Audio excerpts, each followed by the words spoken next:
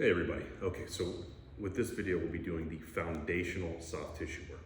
That is your shoulder system and your hips and lower back. So we're just gonna get right into it, and then I'll keep talking as we're holding these positions. So to start, we're gonna start with our shoulder system. So take a massage ball. I'm using a medium ball. You can use a lacrosse ball, you can use a smush ball, whatever you wanna use. We're gonna start by placing it in this corner area of our shoulder. It's gonna be our pec major and pec minor that both assert in here. If these are tight, it's gonna cause us to roll our shoulders forward. Okay, so take that ball, put it right up in there. We're going to just lean against the corner of a room, a wall, or a door frame. And you're just gonna lean, and you're just gonna hold that position for 2 minutes. I know time for us. So, first things first, doing soft tissue work, you'll see a lot of people who will get onto a ball and just move around a lot. And it'll feel nice, but the problem is that you're then tightening up the tissue. The whole point of this at the start is just to breathe and relax into it and really understand what it feels like to loosen up tissue. There are advanced mobility approaches where you can include contract, relax, range of motion, things like that. But far too often do I see people slip into complication, and the more complicated you make something, the less likely people are to be successful. And the approach that I'm starting with today is what I've used with numerous clients, many of which have had pain for many years, that immediately get significant relief. Sometimes it's as like their pain they've had for 10 years goes away within one round of doing this whole thing. Now that's not going to solve it forever, because you've just loosened up the body. Maybe you just take tension off of the nervous system. You do need to have adequate movement training to actually solve the underlying issue. So this can allow you to, loosening up the body can allow you to get better positions when you really solve it through adequate movement training, okay? Another big thing with soft tissue work is there's a difference between pain and discomfort. So this should be uncomfortable, not painful.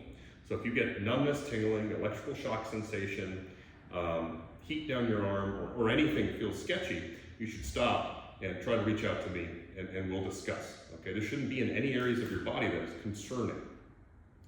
Sometimes it is okay to feel some numbness and tingling. I'll give you an example. If your shoulder system is very tight, well, you're pressing on that system, so you're going to be contracting it to eventually loosen it up. That additional contraction can cause some numbness and tingling in your hands, which can be totally acceptable, because as soon as you get off, it comes right, it goes away. Okay, we're at the 2 minutes. Let's go to the other pec now. So here we go. Put it in that corner spot and just lean into it.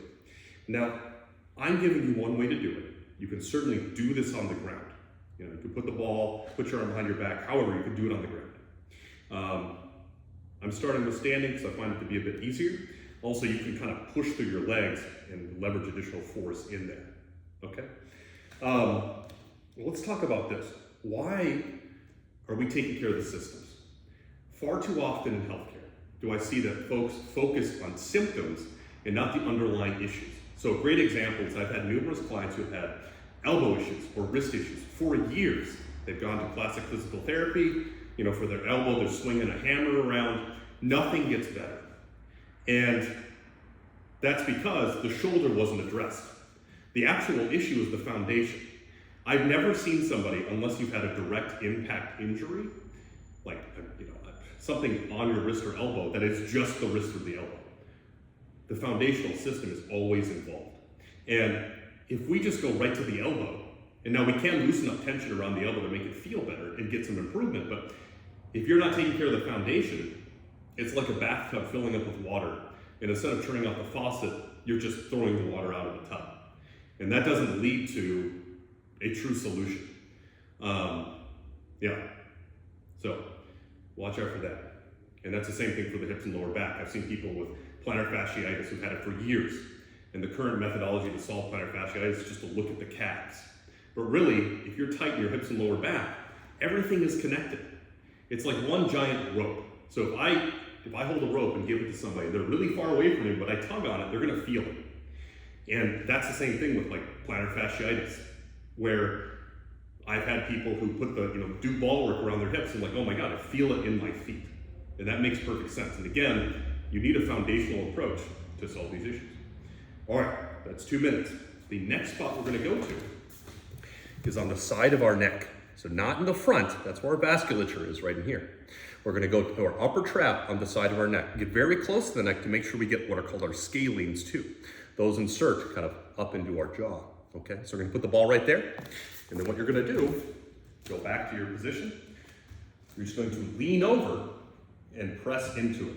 Now, if you have back issues, what I need you to do, and you get tightness in your back while you're doing this, you gotta stand up, decrease that lever force, and you can still stand and do this, okay? So that's what you'll do. Starting the timer now. And we're going for it. So, here's another thing. When you're doing soft tissue work, relax that side of your body. So my arm is dangling. So whatever side you're working on, you want it to be as relaxed as possible so you can sink into it. And then while you're doing the soft tissue work, you can apply any breathing strategies that you like from yoga or anywhere else. But I just want you to breathe and relax into the tissue. Now we are doing 2 minutes per spot. Why are we doing that?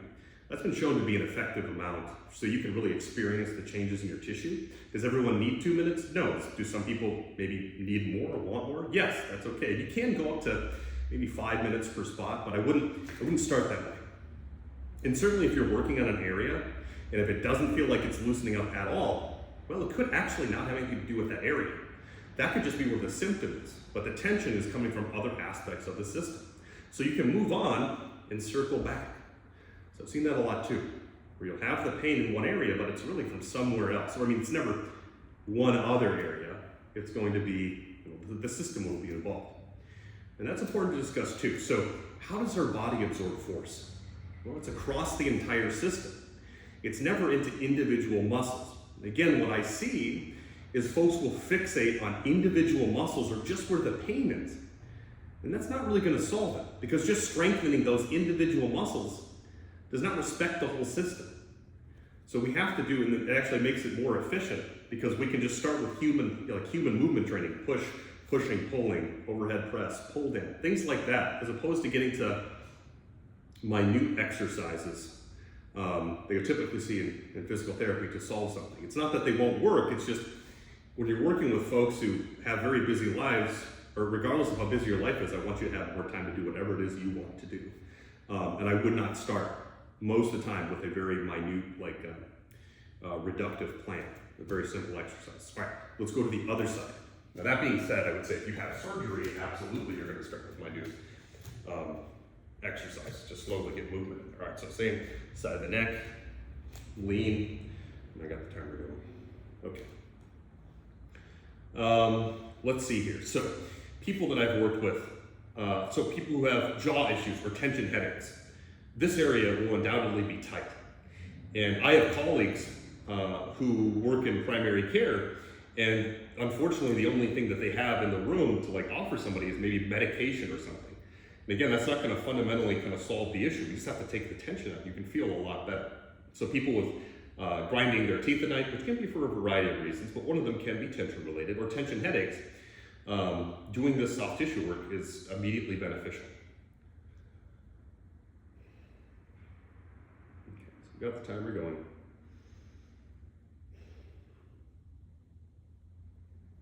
And this is also, again, a key area where a lot of people feel pain and discomfort in their lives and just where they hold a lot of tension. But I really need to stop, we need to take a systems approach, because even though this is the primary coordinate symptom, if you just take this out, but you don't look at the entire system, well, it's just gonna tighten up again right away. Now, maybe initially when you're doing the soft tissue work, you have to do more in conjunction with proper movement training. But as you start to hold better positions just at baseline, you have less to take care of. So it becomes less and less you need to do in your life. You do not need to do an hour of soft tissue work every day, or you could, but then you're really kind of playing at the margins. The benefit you get becomes marginal, because the time you put in becomes asymptotic to the marginal benefit that you'll get.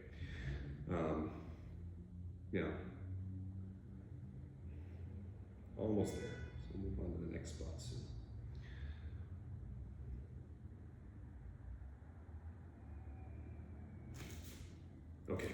2 minutes. Move us. Now we'll want to use a flat ball.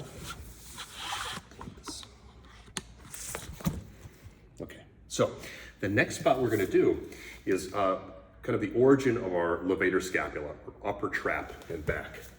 So we're going to find this corner spot of our scapula. We're going to put the ball right above it, and then I'll show you how we're going to get at that. So we'll put the ball right there, we'll bend our knees, we'll get ourselves kind of wedged into the wall, and then you can do a little bit of a rotation to get in there further. Now, if it's still difficult to find, here's another way. Take the ball, put it at the edge of your shoulder blade, get against the wall, and just keep slowly moving it above your shoulder blade inward, and you will eventually find that spot of tension. All right, start the timer. We'll keep talking. There we go. Okay, so I'm talking about these areas of tension. I don't like using the word trigger point because that doesn't mean much. It just means sensitive area. What we are targeting through these systems are where humans hold tension based on where muscles overlap and the biomechanics of how we move. So this is a very specific approach. It's not just kind of going to random spots that feel uncomfortable. There's more behind that. Yeah.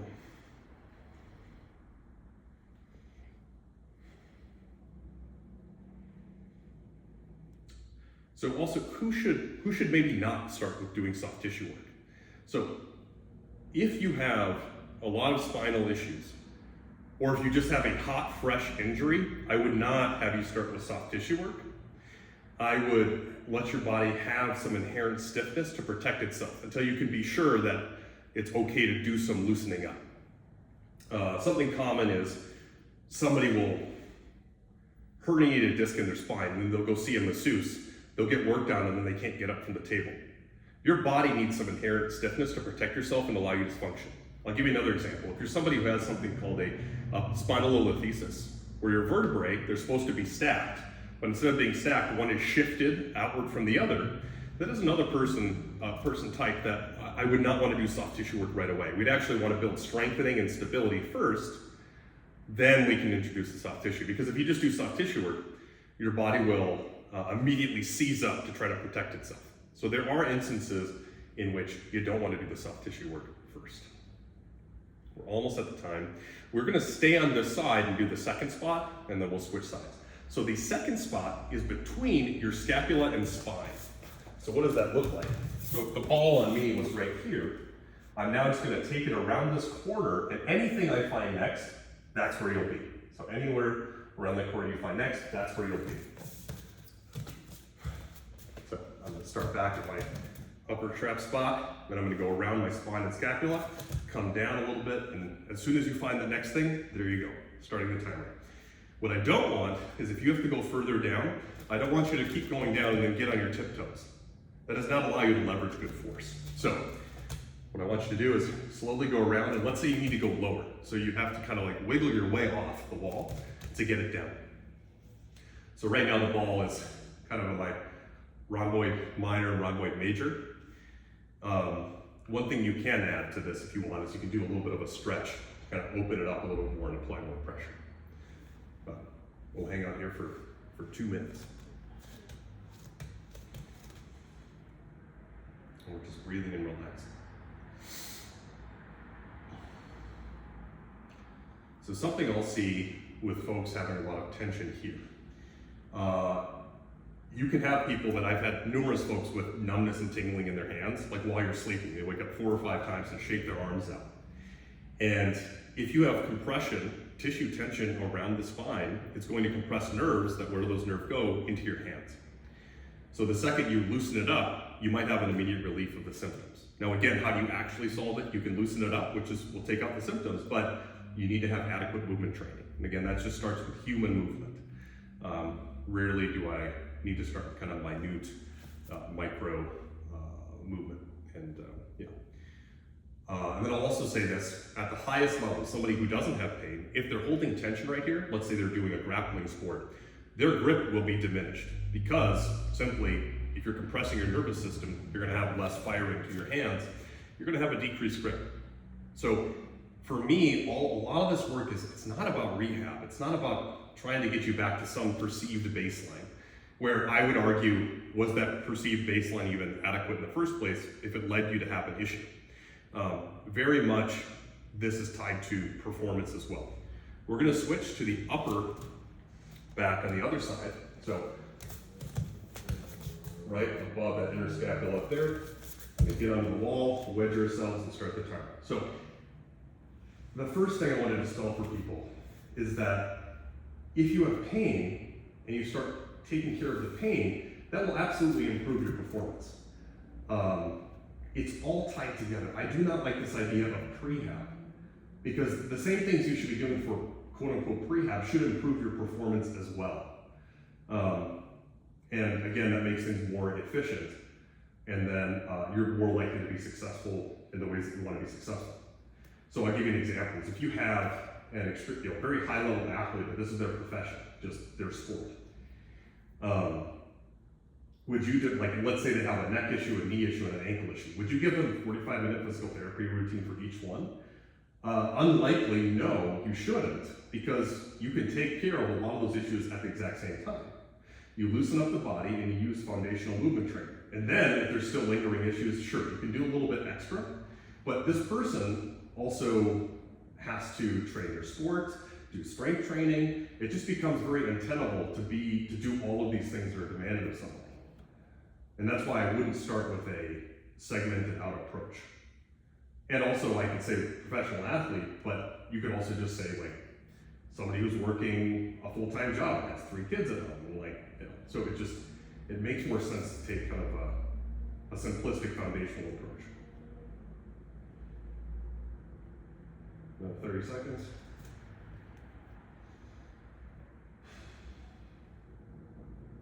And while you're doing the soft tissue work, you might feel it in other areas of your body. So hitting this upper trapsophilobate scapular spot, you might feel it in the back of your head. Well, that shows you, one, you do have a lot of tension, and two, look, the muscle's attached there. It makes sense.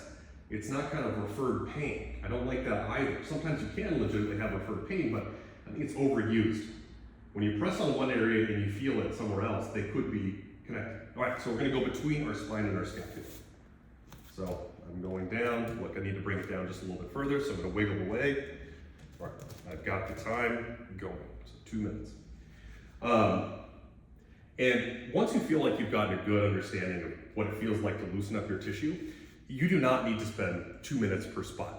But I will say, especially on the hips and lower back, you'll get through one tissue layer, and then you might hit something that's deeper, and you might have a lot more tension again. So I want to make sure that you experience that, to maybe you really do need to spend more time there. But if you're confident, you don't need to spend 2 minutes per spot. And ultimately, this is just to establish a foundation, because there's a lot more muscle in your body. But I can't just do a video that says, hey, here, we're gonna hit all the muscles of your body. That would be insane. So we're starting with a very simplistic approach. And then once you're good at this, you feel good that you're ready to make the next advancement, then I show you how everything connects, and you get to remember way less. And it is entirely dependent on, how much soft tissue work you do is based on what you need. So it's not driven by 2 minutes, it's literally just based on feel. Because all of these systems, kind of all of these areas or point spots connect. Just like right now, we're doing some work around the scapula. In the future, I just show you, like, hey, just trace around your whole scapula, something like that. So we're just establishing the foundation right now. And why we're doing this is because it's been proven to be very effective. I just had a woman who's had hip pain for 10 years. They wanted to do exploratory surgery on her to see what's going on in there. And really it was just simple tension. As soon as we took the tension out, we met the next day and she PR'd her back squat 3 times in a row.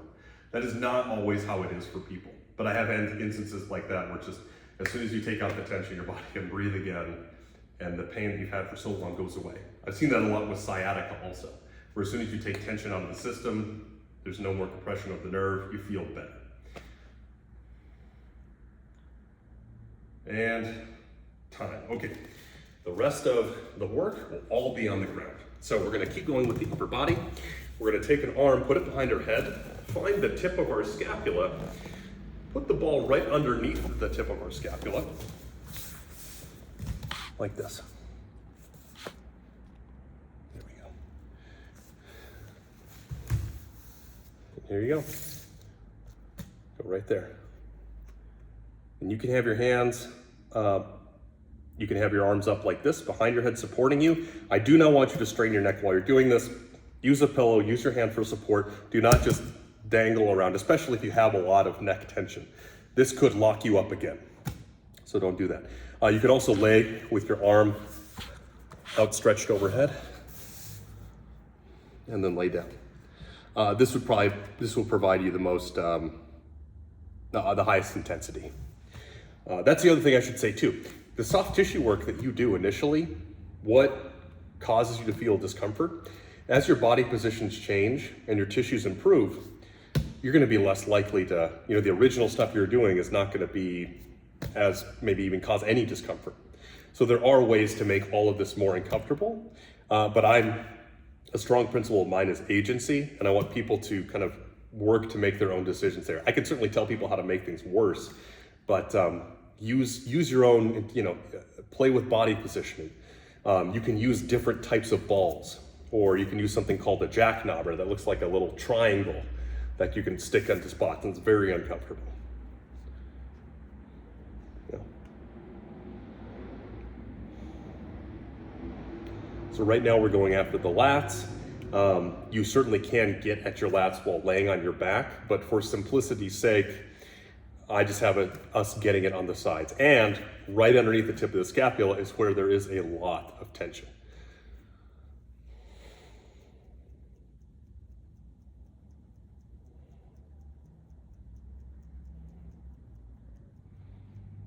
Almost there.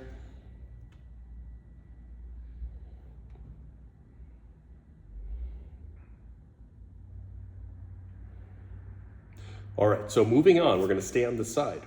We're gonna take this ball and we're gonna move it from right underneath our scapula up to our shoulder, up to our arm comes into our torso. So it's right outside, not in our armpit, but right outside, right here on the side. We're going after our external rotators. So starting the timer now. You kind of, I'm giving you an area, but you can play around within that area to kind of find out where you feel the most tension. Okay, so I'm not giving you a specific point. Look around that area to find something.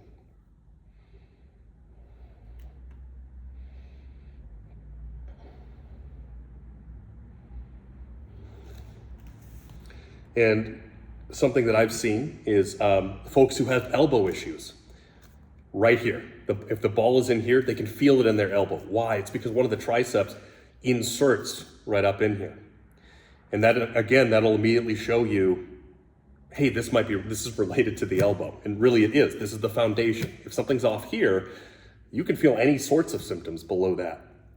I was just working with a woman today that said she felt it in her hands. And even more so, it's like plantar fasciitis. Like you'll be in the hips, but you'll feel it in your feet. It just shows you how it's all connected. We really need to work first from the foundation.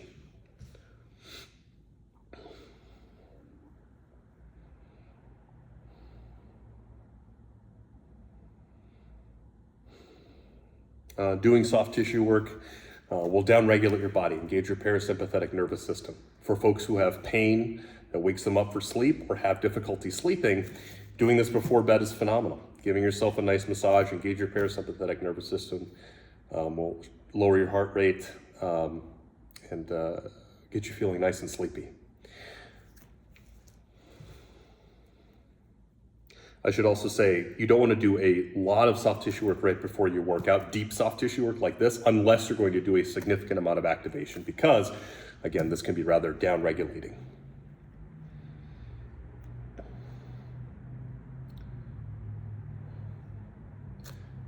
All right, time. So the next spot or area we're going to go to is going to be right underneath our shoulder blade. So we're going to go for the infraspinatus. So my shoulder blade is right here. It's going to be right underneath it. So, and this is where you might want to use a smaller ball or a cushioned ball, because this could be very, very uncomfortable, okay? So I'm underneath the shoulder blade, so you guys can see it from a different angle. I was right here, And I'm just rolling it backwards. Now underneath the shoulder blade, right? 2 minutes on the clock. And again, you might have to play with body positioning. You might roll a little bit more. You may go more towards your back. It's up to you.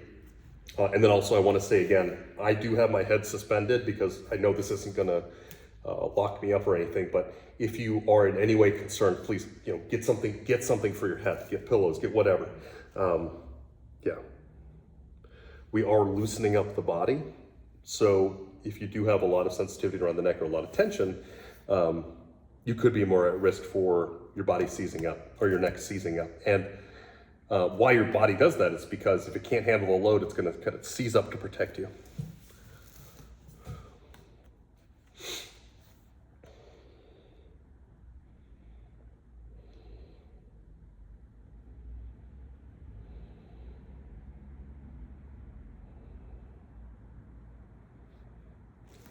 Minute.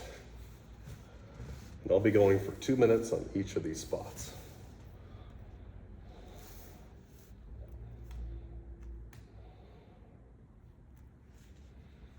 And why is this important for you to learn? It's because initially when you're making changes to your body, you're gonna have to do this more often.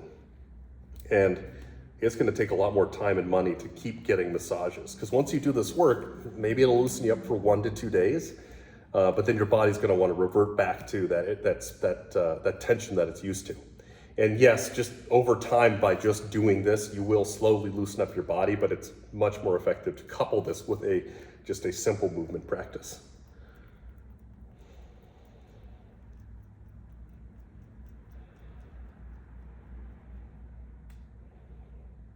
So we got 10 more seconds here, and then we're gonna do the 3 spots on the other side as well.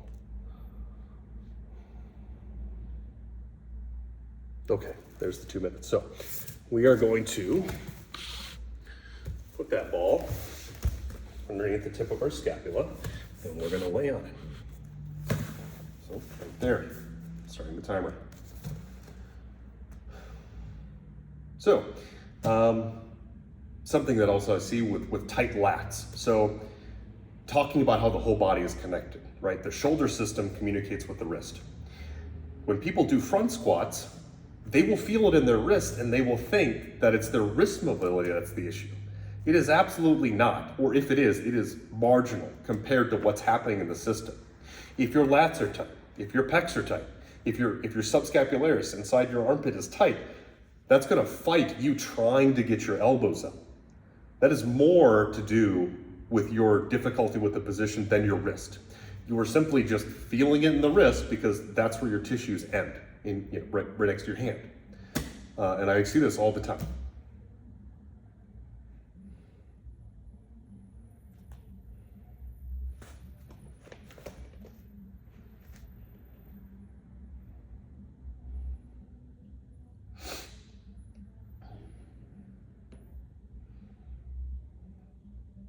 If you have any questions about the soft tissue work, there's a lot of other things that I definitely get into with folks well beyond this. You can always email me at mitch@getprimed.com. So it's mitch@getprimd.com. So it's primed like the shirt.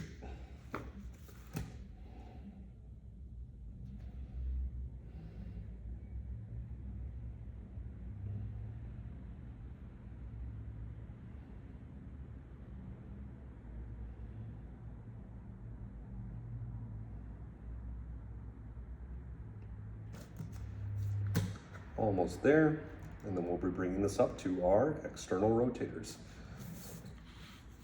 All right, so that's 2 minutes, let's move up. So ball straight up this line to where our arm comes into our torso. We'll start the timer. So it's not in the armpit, it's just right outside.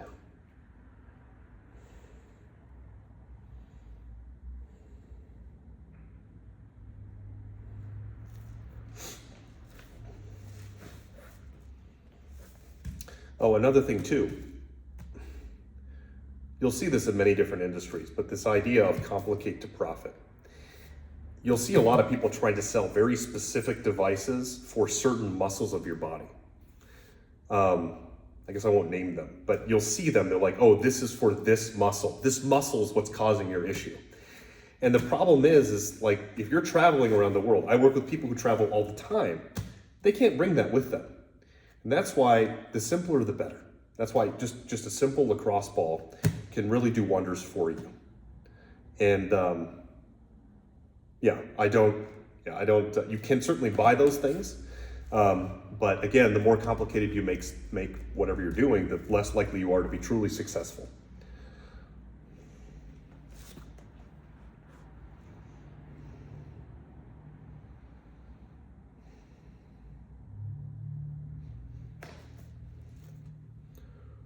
So we're getting there.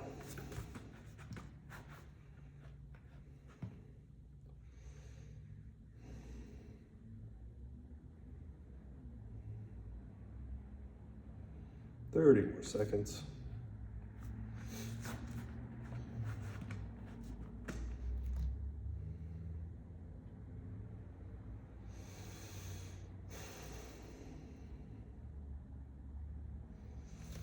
Again, you could do all of this standing on the wall. I just find that it's easier for folks to just do it on the ground. But sometimes people are so position sensitive that they can't really do this on the ground. So we can still get a little bit by standing. Okay, next spot is going to be the infraspinatus. So we're going to see the ball right there. I'm just going to roll backwards and bring this underneath my shoulder blade. Starting the timer.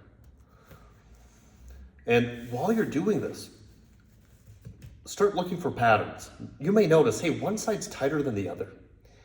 And this relates directly back to how you lift, what you are doing in your sport. You may favor, for instance, I work with wrestlers. They will always, some of them will just favor one side more than the other. And that can be due to the nature of the sport, but you'll see it's also could be because of mobility restrictions. And the problem that they get into is they may be forced to use their side that they're not confident in or that they don't have as much movement expression on, and then they lose. So we can relate this back to how you move. So for instance, if one shoulder is tighter than the other, you can just watch somebody do a push-up or a bench press, and you can see asymmetry between sides. And fighting that asymmetry is how we solve a lot of these issues.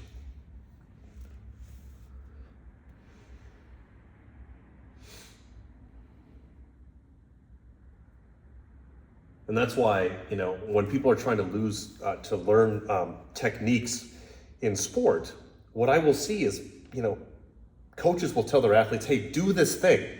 And somebody can't do it. And they feel demoralized, but it's really, their body literally isn't letting them do that, or their body is restricted so they can't actually leverage a technique. And I see that far too often. So instead of getting very technical about technique, just simply loosening up the body will allow the person to just do it. And therefore we get to spend a lot less time. It's just like running too. Like if you just allow the body to move efficiently by removing restrictions, then you get to save a lot of time talking about technique. All right, last spot for the shoulder system, we're gonna get inside our armpit. We're gonna hit our subscapularis. And of course, there's other muscles involved. There's other muscles involved, but I'm kind of just calling out the key ones. So how are we gonna hit this? And where is the subscapularis? So it is deep into our armpit. It is against our chest wall, and then you aim towards your scapula. So to start, we're just gonna try broad pressure with the big ball, if you have a big ball. If you don't, I'm gonna show you other options. So we start like this, get your arm overhead. I'm gonna start a timer. So you're just trying to get this deep into your armpit, trying to aim for your scapula. So you'll just lay like this. If you do have a large ball, you do this and it's not enough pressure, we're gonna move to the next option. So the next option is building what I call a snowman. So small ball, medium ball, put them on top of each other, and you're gonna stack them like so, hold them in place, and again, aim for it. It may be annoying to kind of figure out at first, but once you've got it, you'll get it. Also, I'll say for massage balls, you can buy them on Amazon. I certainly sell them on our website at getprime.com, but you can get them from anywhere. And let's say you don't have any of this stuff. I mean, you just have a lacrosse ball. Other ways you can do this too is you can standing, like you can just take that ball and put it on the at the edge of a chair, like the high edge of the backing of a chair. You can put that right there, and then you can just kind of sit over the top of it. Other things you can do as well is if you have a dowel or a broom handle, be gentle with yourself, but you can put that into your armpit and hit that as well. That's actually my preferred methodology. Or actually, if you have a what is it called? If you have something like runners use called like the stick that they use to roll on their quads, you can also use that to put that into your armpit as well. Don't go too, I mean, be gentle. If you haven't done it, take it gently. But there's different things you can use. But again, I like to tie it back to the balls because of simplicity's sake. This does work well, so you do the snowman approach. All right, we're almost to 2 minutes, and then we'll just do the other side.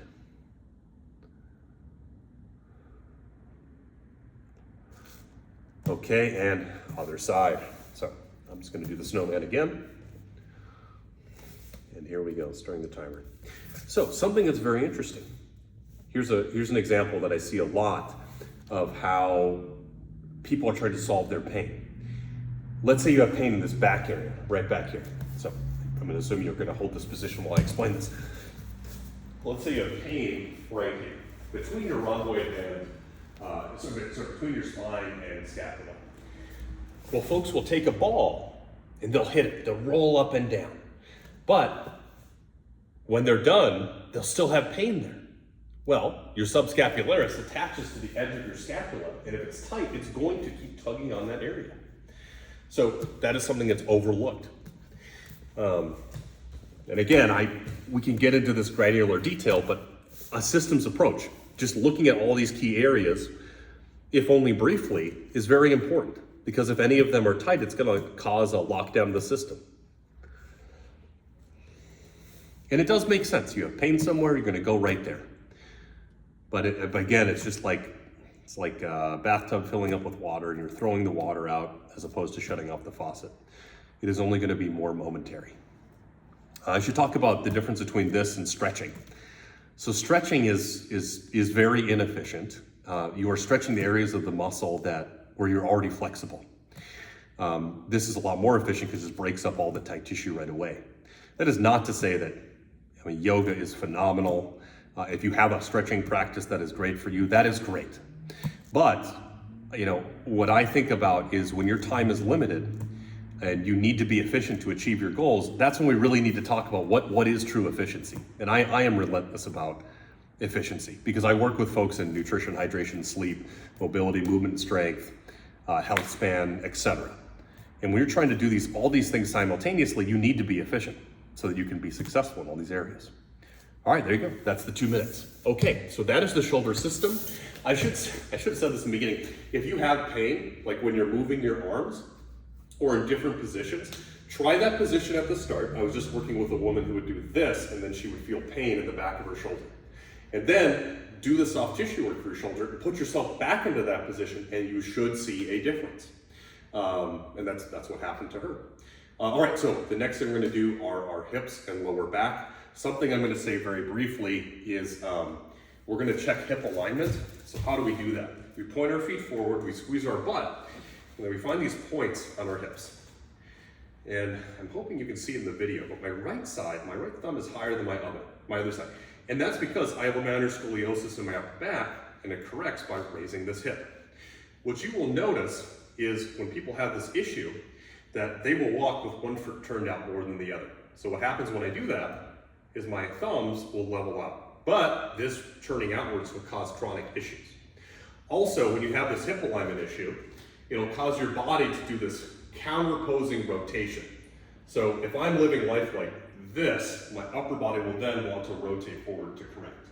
This will lead to an imbalance of musculature on certain sides, and you'll experience this while you're doing soft tissue. That's why I say look for patterns. But how do we correct this? Again, just loosen up the body and do simple foundational movement training appropriately, and we'll cover that later. But that's what you need to do. Again, we don't need to get into minute little PT exercises for, oh, do this, because it becomes untenable. Because when I work with people that have like a neck issue, a knee issue, an ankle issue, it becomes untenable to try to do 30 minutes for each of those areas every day. It just doesn't make sense, and it's not necessary. Okay, so that being said, these points on the front of your hips are your anterior superior iliac spine. What I want you to do is you're going to find them. You're going to take this large ball, put it right on the inside. Why are we doing that? It's because your hip flexors, your psoas and iliacus are in here. You're going to then hit that, and you're just going to lay down on your stomach, okay? Now, I'm going to show you a different way to do it with the other balls if you don't have a large ball, but let me just talk through this. So, if you're laying on your stomach, the easiest thing to do is lay on your stomach and pancake. The next way to make it a little more intense is to take this foot and turn it away from you. So externally rotate it. That will bring your hip flexors forward. The next thing you can do is get up on your elbows. So you're getting into even more of a hip extension. So your hip flexors are getting extended. And there you go. And then the next way to make it even more intense, and if this is, you're not feeling it when you do this, you're good. You can just move on. So the next way, by the way, sorry, I've got the timer going. The next way is to go up against the wall, and I apologize, I'm going to switch sides because of where I'm located. You're going to put the ball right there. You'll have your knees up against the wall, and this is going to force you into a hip extension. So you're really bringing those muscles forward, and then if you're up on your elbows, you can kind of really leverage. Another thing you can do too is you can rotate yourself into the ball. So you push your opposing hand to rotate yourself into the ball. So that's kind of your progression right there. But again, if you don't feel anything with all of that, you're good. You move on. Go to the other aspects of the system. Yeah. So I'll show you how to use the other balls in just a moment if you don't have a large ball. So I'm just going to let the timer go out.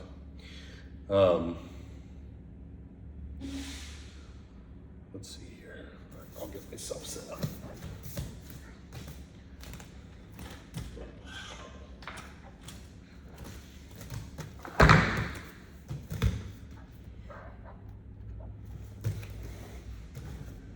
All right, so for the next side, and let's say you just have a medium ball, elevate it on something, or even a lacrosse ball. You can use a book, you can use a corner of a chair, whatever. You can elevate it, and then you can get yourself on top of it to get in there. Most people, if you just use a lacrosse ball or medium ball, you're not gonna get anything, so you need to elevate it to get it in there. All right, let's start the timer. So why are these hip flexors so important? It's because we use them. This is the foundation of human movement. Hip flexion to hip extension. So what is hip flexion? Hip flexion is this. It's when we walk, when we run, our hip flexors get very tight from just sitting all day. When you're passively sitting, they can get tighter. And then when you try to stand, it's, now they get tight. And then you stand up and then, oh, I've got back pain. It's also in sport, this idea of hip flexion to hip extension is everywhere. When you're, obviously if you're doing a jumping sport, if you're doing Olympic lifting, if you're a fighter, and you're gonna push off and do a rotational force, it's gonna come from hip flexion to hip extension. So it is everywhere. And if you were tight here, I was messing wrestlers earlier. If they're gonna do a suplex and wanna put somebody over them, if they're tight in their hip flexors, they are not gonna have as much power to get that person over them. Or in jiu-jitsu, when you're on your back and somebody's on mount, so they're on top of you, sitting on top of you, and you're trying to pop them off. If your hip flexors are tight, you're gonna be fighting against that tension to explode and push them off of you. So it's really the cornerstone of foundational movement. Also, the psoas is the only muscle that goes from the front of the body to the back. So it goes from your front hips to your lower back. Which I should also say, if you're doing this, you might feel it in your lower back. And that should make sense. That's not referred pain. That's because it attaches to your lower back.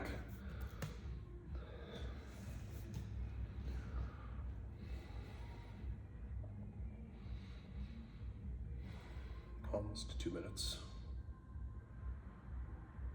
And time. Okay, so we are now going to go to where your hip flexors attach, your psoas, to your lower back. And we're gonna kind of call out a particular muscle called your quadratus lumborum, your QL, that is anterior, apologies. It is posterior to your psoas attachment.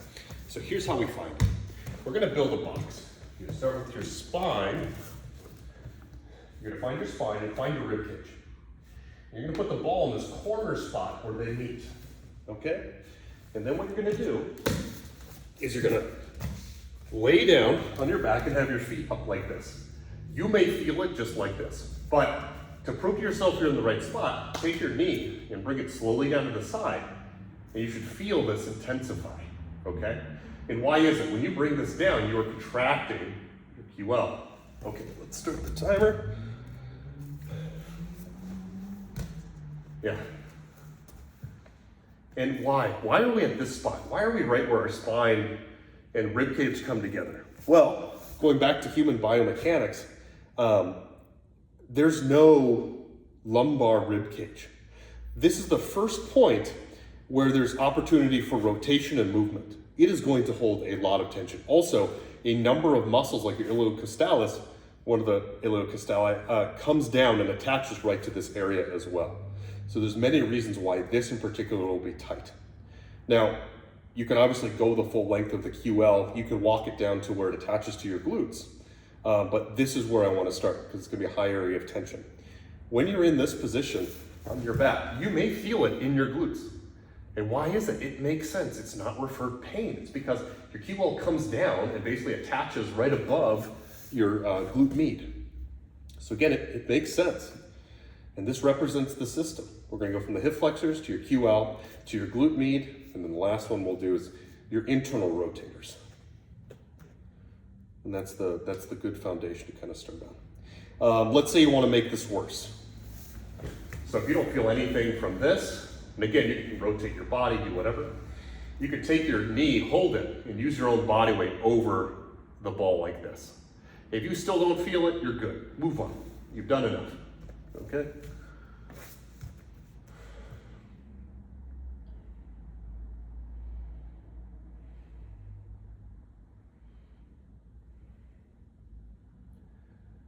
And we're almost there.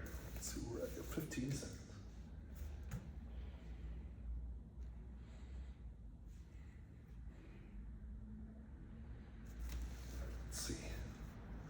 Almost there. Okay, let's move to the other side. So right where your spine and rib cage come together, lay on it, bring that knee down to the side, see if it intensifies, and then we'll start the timer.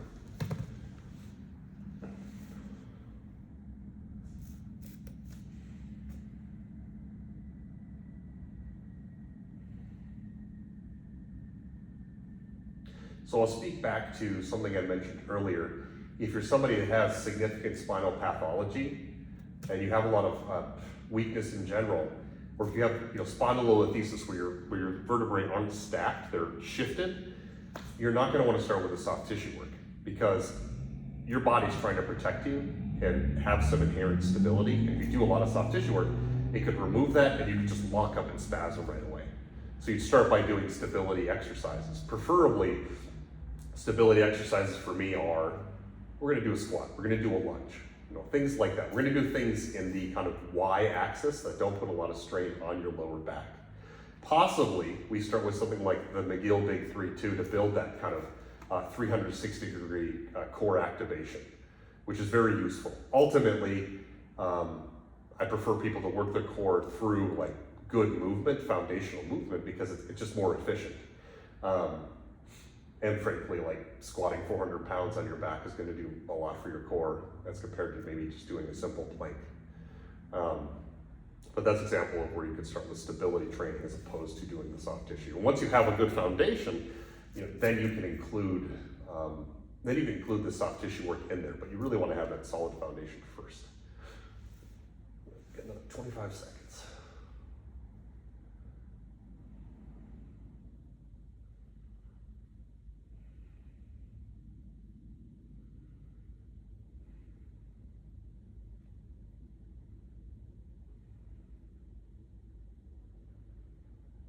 Breathe, relax. now moving on. So we did the hip flexors. Your psoas attaches to your lower back, front of your Q out. The Q out comes down and attaches to your glute. So guess where we're gonna go? We're gonna go to your glute med, and of course the other glutes too. So how are we gonna do that? Find your hip bone on the side, go right below it, and just go a little bit back. So hip bone, below it, a little bit back, and then slowly rotate onto your side. Do this slowly. This could be very, very uncomfortable. All right, I'm gonna start the timer. So if this is very uncomfortable, use a softer ball, or just lay back, like just barely roll up to your side. Right, again, all of this should be uncomfortable, but should be unbearable, okay? And I've had people who do this and they feel it in their feet. I was talking about plantar fasciitis earlier. They'll feel it in their feet. Yeah. And then something we should talk about too, I mentioned hip alignment, and I said, hey, your foot rotates out to kind of align your hips. So let's talk about that again while you're holding this position. So again, hip alignment, my right side's higher than my left because I've got a minor scoliosis. And why would your foot want to rotate outwards? Well, to level out your hips. What does that do? It protects your spine. So without most people knowing this, you just go out in the wild, you'll see people walking. They may walk with one foot turned out more than the other, or they may actually have one foot internally rotated while they're walking. I mostly see externally rotated for the hip that's higher, but I have seen internal rotation, the opposite hip, to kind of bring the other hip down or to level out the hips. But what happens when you do this? If you are walking with your foot externally rotated like this, you're gonna be walking and putting a consistent force vector going forward. So I will see people get like, medial inside knee pain. Also, when you're like this, you are chronically contracting your glute med on the opposite side. So when you're doing this, pay attention to, hey, is it worse on one side versus the other? You can look back to how you move, and maybe during daily life, you are walking with one foot turned out more than the other. And I would say we want you to walk with both feet facing straight forward. Besides just thinking about it during the day, you would also work on this in movement training, like doing a squat. That's how you'd really solidify that. All right, we're almost down to 2 minutes. So we're gonna go to the other side momentarily and get our glutes on that side. And time. Okay, so now go to the other side. Lay on our back, find our hip bone, go down below, go back a little bit, and then slowly get onto our side. Yep. Yep, the more you roll on your side, the more body weight you put on there, obviously the more intense it'll be.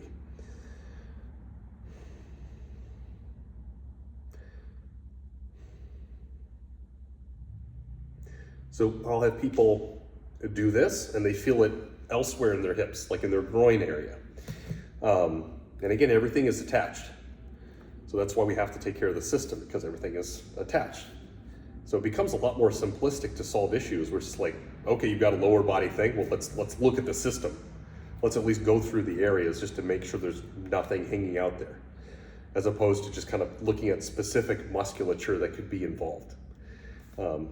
Because again, our body functions and absorbs force across the whole system. The whole thing is used.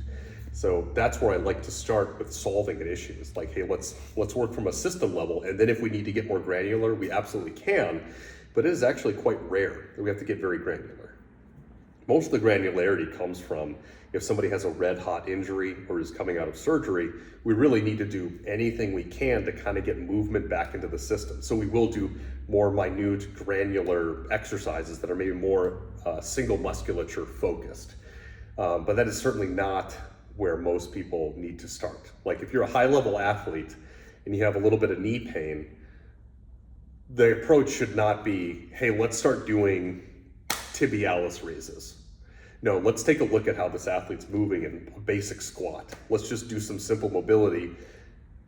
Look at how they're squatting, or, in the case of the Olympic athlete that I worked with, it was foot pain, and it was just simply running, and the stride was too long. So she was running beyond her restriction, and we just shortened that, and then all of a sudden the pain went away. So I would not start with granular reductive movements first. And that's 2 minutes right there. All right, the last one today for the foundational soft tissue work are your internal rotators. So they help you do this, right? And that is gonna be, how are we gonna find that? We're gonna find this bump on the side of our hips. So your hip bone's up here. This bump is called your greater trochanter, and we are gonna go right on the inside. so inside of that with the ball. Now, to do this, you can just find that and then kind of lay down on your back and roll a little bit onto it and see if you feel something. You might. Some people do, some people don't. So for the first minute, we're just gonna do this, and then I'll show you the advanced approach. So we got 2 minutes here. Now, when you're like this, you can let your leg kind of fall to the side, or you can internally rotate your foot to maybe even get more out of it. So we're just gonna hang out here. And then I'm gonna show you on the next side, another way to make this more intense. So these internal rotators are associated with your ischial tuberosity that leads to your hamstrings. That's important to bring up too. People with chronic hamstring issues, it is typically due to glute. So a lot of the time, it's due to you're not using your glutes, so therefore force is being offloaded and functions being offloaded to your hamstrings and lower back. Well, why is that the case? I see this a lot where folks will be told, oh, you've got to go ass to grass. So they will squat all the way down, way past their restriction, and they won't even be using their glutes anymore.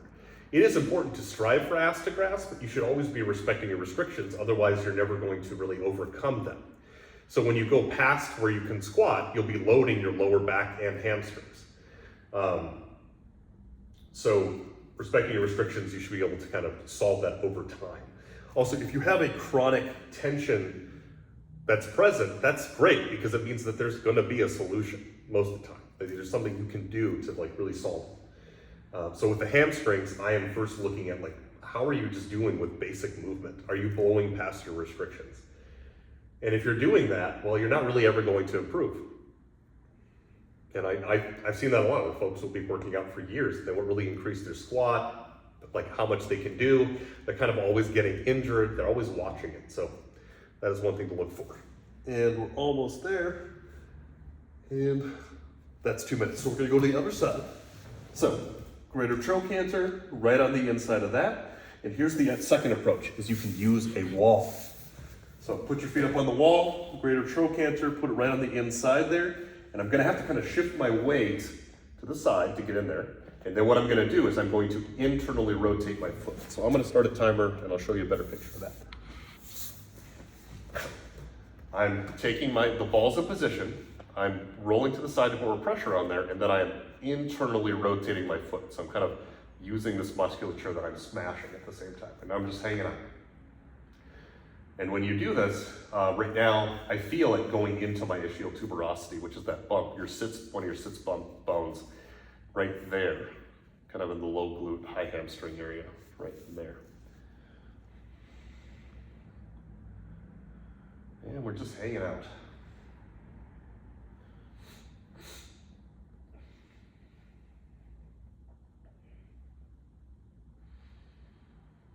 I've had people that feel this all the way down into their feet when they do this because, again, like plantar fasciitis, your posterior chain tension will definitely translate to your feet. Why your feet? Well, it's because you run out of tissue to your feet, so you're going to tear the tissue there. Yeah.